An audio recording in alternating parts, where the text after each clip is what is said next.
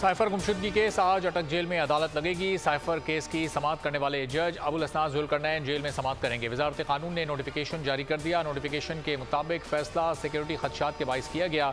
Chairman PTI के खिलाफ गुज़िश्ता रोज़ गिरफ्तारी डाली गई थी। साबिक वज़ीर आज़म ऑफिशियल सीक्रेट एक्ट के मुकदमे में भी बाकायदा गिरफ्तार हैं। तोशाखाना केस में चेयरमैन PTI की सज़ा मुअत्तली, रिहाई का हुक्म।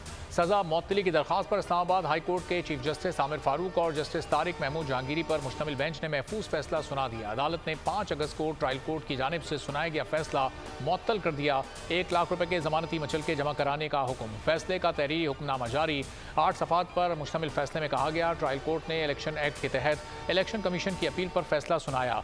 सुप्रीम कोर्ट का फैसला है, जरूरी नहीं कि हर केस में सजा मुअत्तल हो। जमानत देने या इनकार करने की सवाबदीद हाई कोर्ट की है।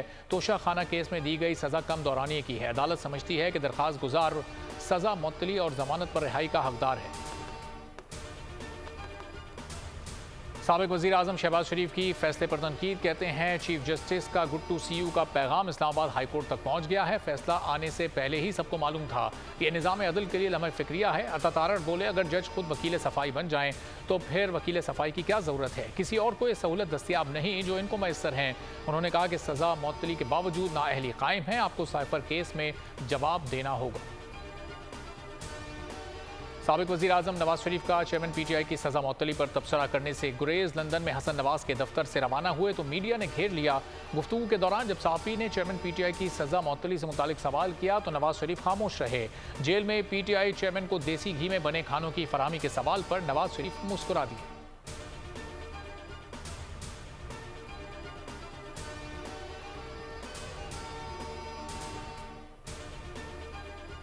सज़ा मुअत्तली से कैदी नंबर 804 सादिक और अमीन नहीं बना। आज के फैसले से वो मुजरिम से मोहतरम नहीं बन गए। फिरदौस आशिक अवान की तनकीद। कहा, एक सियासी जमात फैसले को सोशल मीडिया की जीनत बना चुकी थी। हर हाल में इंसाफ के तकाजे पूरे होने चाहिए। मुल्क में कौम चैलेंजेस भुगत रही है।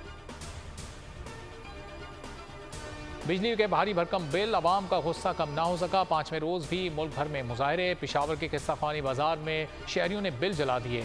मेन रोड ब्लॉक कर दिया। सदर के ताजिर मुश्तइल। एहतजाजी रैली निकाली।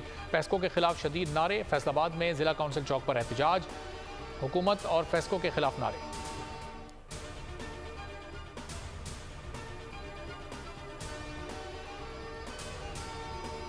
बिजली बिलों के खिलाफ जमात इस्लामी का बड़े एहतजाज का ऐलान। अमीर जमात इस्लामी सिराजुल हक ने बोल न्यूज़ से गुफ्तगू में कहा, हमारे एहतजाज का मतलब हुकूमत को मजबूर करना है कि बिलों में बेतहाशा इजाफा वापस लिया जाए।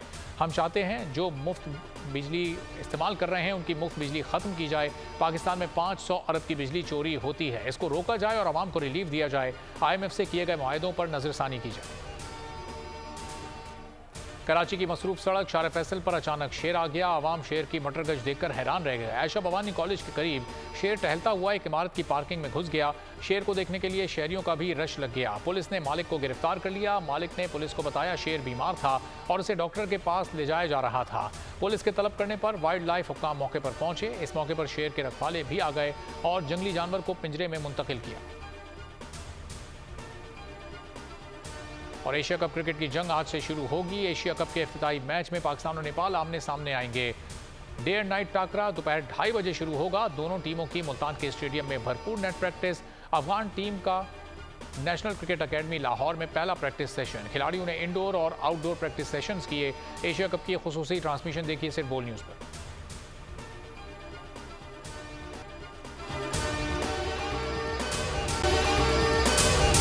अगर आपको ये वीडियो पसंद आई है तो हमारे चैनल को सब्सक्राइब करें और बेल आइकॉन पर क्लिक करें।